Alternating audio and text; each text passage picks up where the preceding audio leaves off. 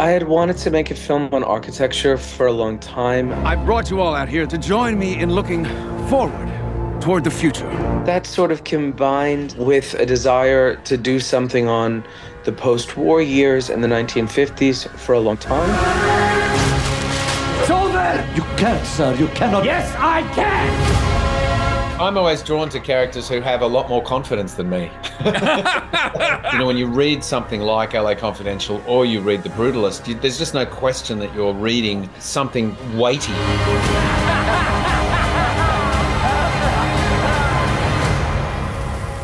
It will be beautiful.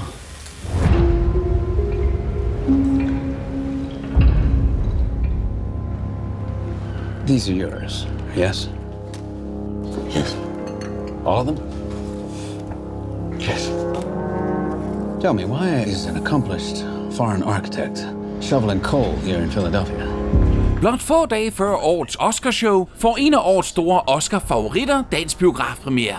Det er et drama om den jødiske ungarske arkitekt László Tóth, spillet af Adrien Brody, som overlever Holocaust og emigrerer til efterkrigstidens USA. There was a war on, and yet many of the sites of my projects had survived. Og her kæmper han bravt for at få sendt resten af sin overlevende familie til USA, og for at klare sig som kunstner. There you are. Man of the hour. Og da han møder rigmanden Harrison Lee Van Buren, spillet af Guy Pearce, ser det ud til, at arkitektens amerikanske drøm bliver realiseret. It is no coincidence that fate brought us together on the eve of my mother's death. I'm good at reading the signs. Men drømmen truer med at udvikle sig til et mareridt, takket være Lászlós egne tårnhøje ambitioner, It's ambitious. alskens ulykker og Van Burens sande hårde væsen. Perhaps you can help your husband sound less like he shines shoes for a wage. I'm sorry, will you please pass that back? They do not want us here. Who do you mean? The people here, they do not want us here. Det er et vaskeægte mirakel, at The Brutalist er blevet lavet for blot $10 millioner, når nu filmen er så flot, er blevet skudt i flere lande og har flere store stjerner på rollelisten. Men projektet er lykkedes i kraft af instruktøren Brady Corbets ukuelige passion, der drev ham til at bruge 7 år på at færdiggøre filmen.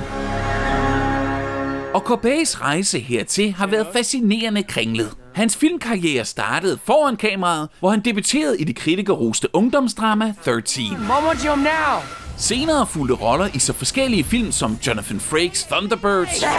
He was the last one left. Who will rescue the rescuers? I can do this. You know I can. He's just a kid. Den uafrystelige indie-perle Mysterious Skin. Your only way to uncovering the truth. Maybe concentrate on that other boy in your dreams. He could help you find the answers you're looking for. Lars von Triers Melancholia. Og ikke mindst Michael Hanekes brutale Funny Games remake, hvor Corbet spiller en af de 2 psykopatiske monstre. Why don't you just kill us? You shouldn't forget the importance of entertainment. Og i 2015 debuterede Corbet som instruktør med et andet historisk drama, The Childhood of a Leader. The tragedy is not that one man has the courage to be evil, but that so many have not the courage to be good.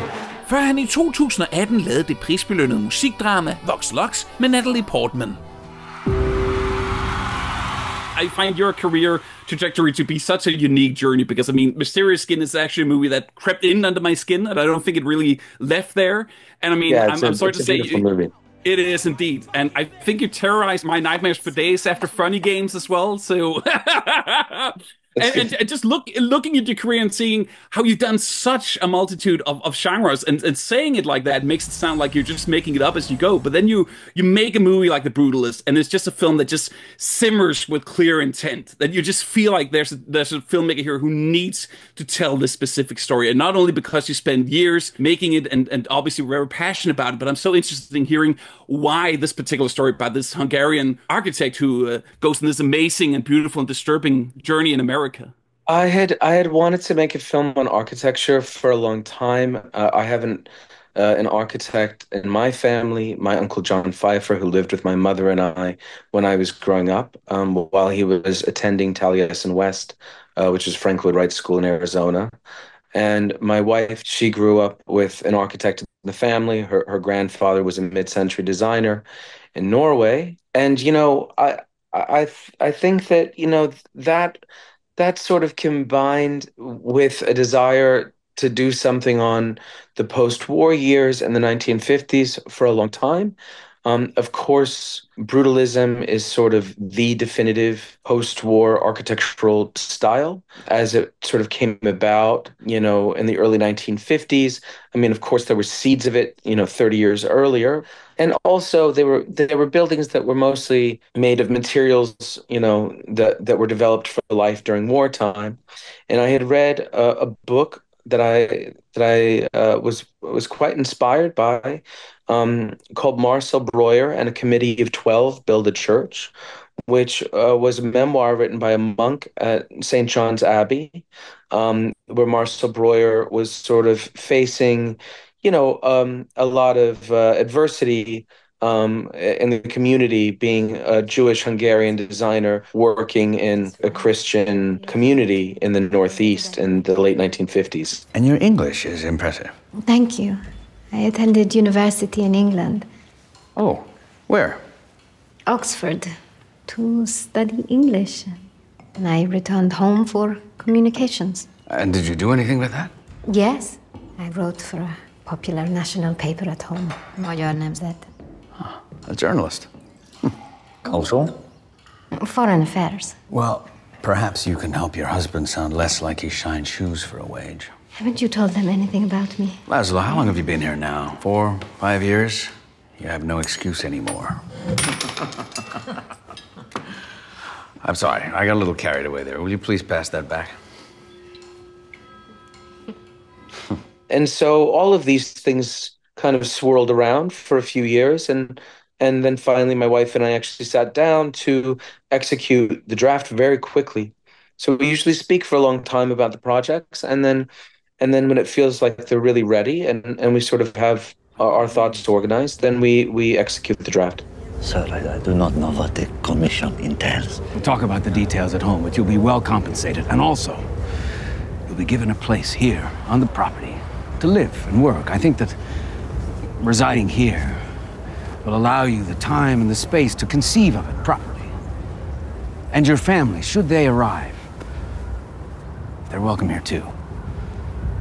What do you say?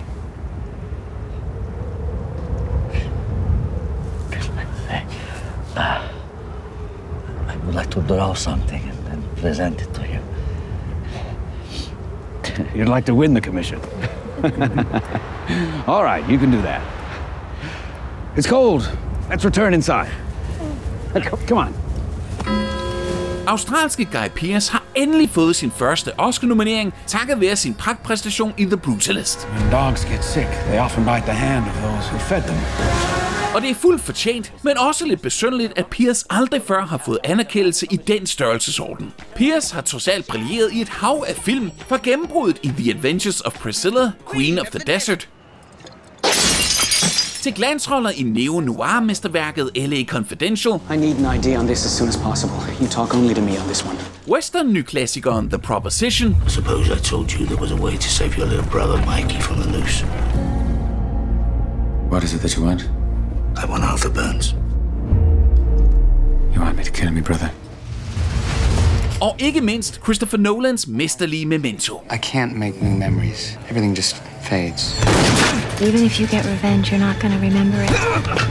You're not even gonna know that it happened. Who did this to you? You did. I The Brutalist spiller Guy Pearce som sagt rigmanden Harrison Van Buren, som først går helt i selvsving, da han støder på et nyt bibliotek i sit hjem. What is all this? Who authorized you to come into my home and tear everything apart? Som hans søn har givet ham i surprise-gave. It is a goddamn surprise! Og som László Tóth har bygget. Who are you? László Tóth. Men senere åbner Van Buren øjnene op for arkitektens visioner. Answer me something. Why architecture? Is it a test? No, it is not. Og det er sammenstødet mellem de to mænds ambitioner, kultur og temperamenter, som for alvor giver filmens drama næring. On this site, we plan to build a center for the community. And Mr. Tóth, I would like you to build this I would say this movie is very much about leaps of faith. It's very much about putting your trust in, as unpredictable things as art and strangers and construction and all these kind of things. And I couldn't help but wonder, signing on to this film, even though it is, we know it is a small masterpiece, but it must have been a bit of a leap of faith as well, because you're talking about a film that's been, so many years in the making. It's huge and it's on a huge scale, shot in several different countries. It has an intermission and it's made, on the catering budget of a Marvel film. We haven't even talked salary yet.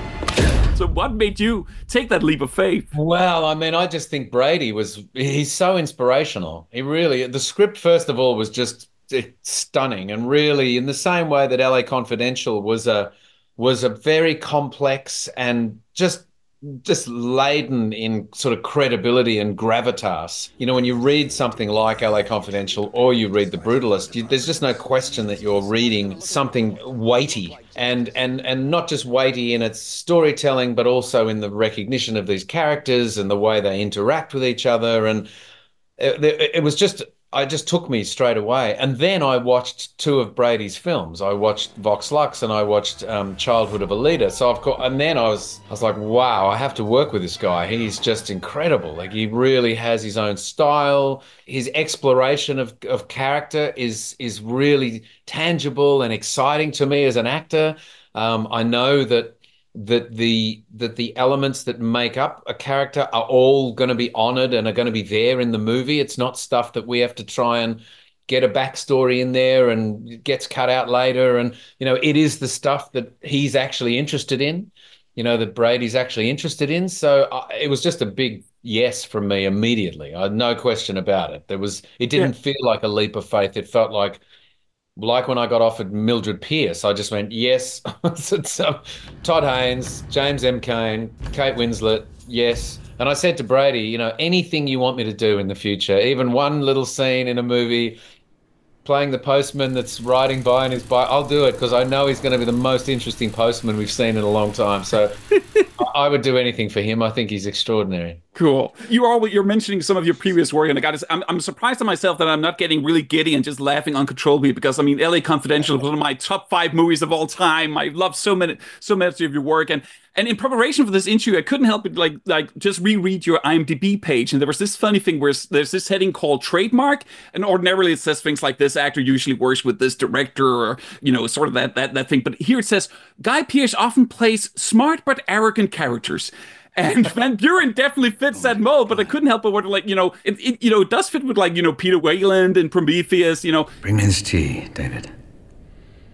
Ed Exley and LA Confidential. Sergeant, I'll promote you to lieutenant.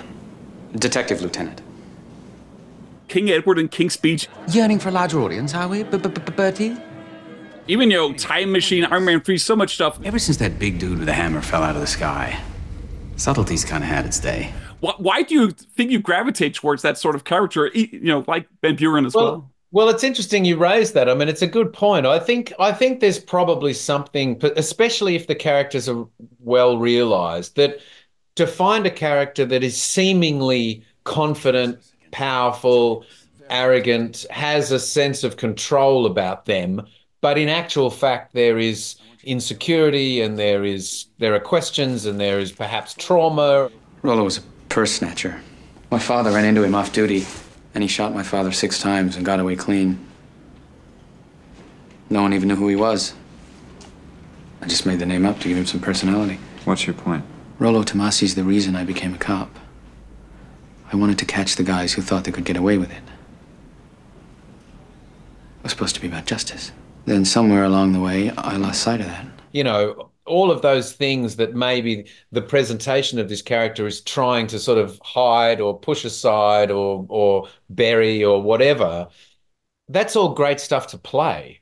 Because as an actor, and especially it's great to play in a film, because you can have a moment with that character and someone else, and then you have a moment with that character on their own where the audience goes, aha, we get to see actually how vulnerable they are, how weak they are, how troubled they are. And I just think that is fantastic stuff to play. And it's fantastic. I love it as an audience member to watch a character on screen, but then to sort of see behind the curtain what's really going on. What a poetic reply. so maybe I am drawn to arrogant characters as I say, we get to truthfully see all three dimensions, not just the baddie who's only being one dimensional. Yeah, and I also, imagine that with you being, definitely not arrogant, at all. I mean, that was, us be interesting to put at that sort of code, Yeah, I mean, Guy, I'm always drawn to characters who have a lot more confidence than me. Guy, it's been a huge pleasure. Unfortunately, I'm already out of time. Wish we could talk for hours, but it's been a pleasure. And I'm so much looking forward to Priscilla, the sequel to that as well. Also one of my favorite films. So much good stuff coming on. And well, thank you so much for really great to talk to you, Johan. You too, Guy. Yeah. Hope to see you again some other day. To your glorious country one day as well. Yeah, definitely.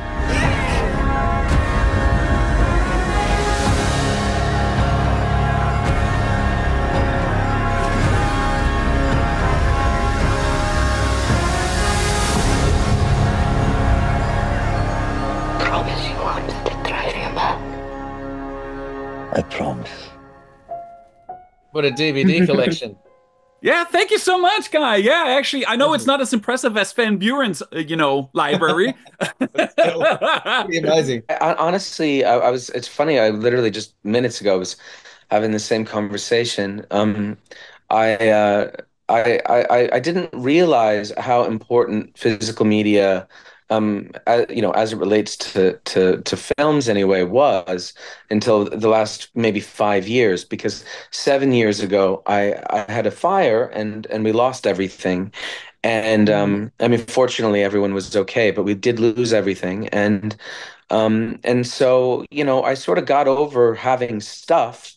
But now when I go to reach for a film, there are many that are not available online, and I'm really realizing how important it is that we hold on to these things, because I stopped buying films for years, and really have only started doing it again recently. Yeah, this actually is like a scary prospect, especially now with so many streaming services and like in monetary problems, and the things are just being deleted from every service because nobody wants to pay up. So movies are just disappearing. I know it. Yeah, I mean, especially the really radical ones. I mean, like, in a glass Mysterious case. Skin. Yeah, Mysterious Skin. That's true. I don't even know where it's available online. I have it on my library, so I don't even need to think about where to find it online. Well, great. Well, at least somebody's got it. Yeah.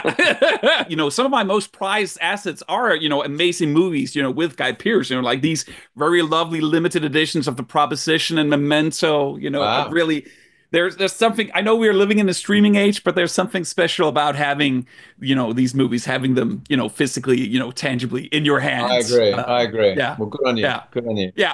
Oh my God, Brady, I'm already out of time. I mean, there's so much stuff to delve into. I know. I'm so sorry.